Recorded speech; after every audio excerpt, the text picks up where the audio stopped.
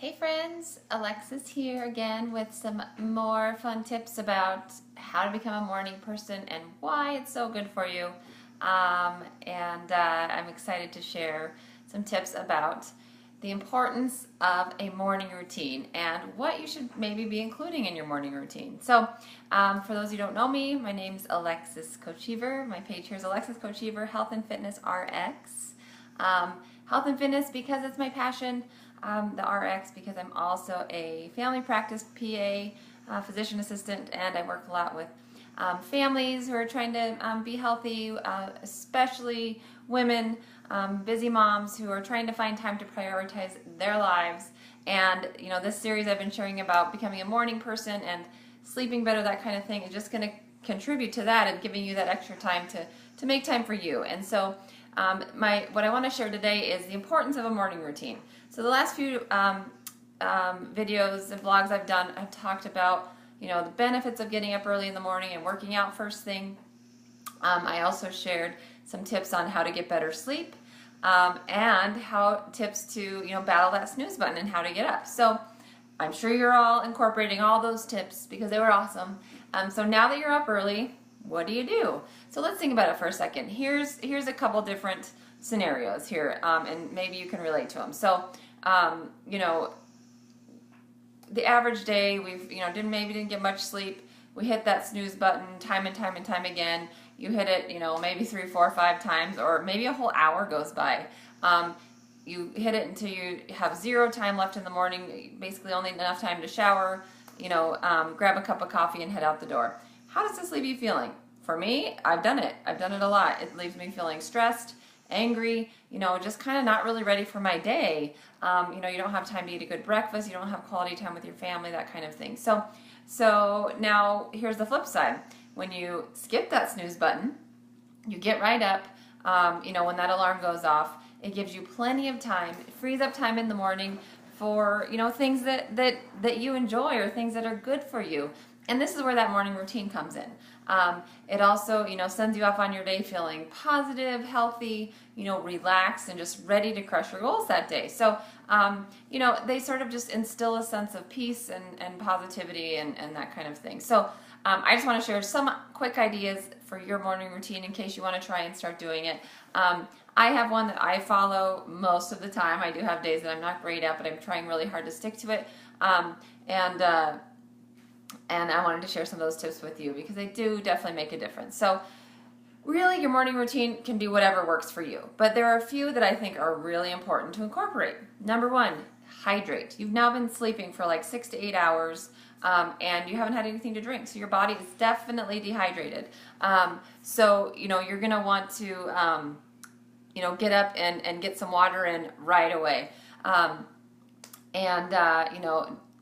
Have it whichever way you like, just kind of chug a good 8 ounces or so. Hi Yvonne, thanks for jumping on. I'm glad you've been watching and I'm glad these have been helpful to you. So yes, get your water in, get that hydration in, and it's going to make you feel great. I mean, it sets up your metabolism, keeps you regular, gets things moving in the morning, that kind of thing. Also, I recommend you hydrate before you caffeinate. I would never ever tell someone not to drink coffee in the morning. It is one of my few vices in life. I love getting up and having my coffee in the morning, but I always try to have my water first. So I definitely then, right after my water, have my coffee. Truly, I can enjoy it now that I know I've gotten a good chunk of my water goal in for the day. Then the next things you do can kind of vary based on what works best for you. My biggest recommendation, which I struggle with, but I'm trying to work on, is don't get on your email or your Facebook or your Snapchat or all those things before you get through your routine.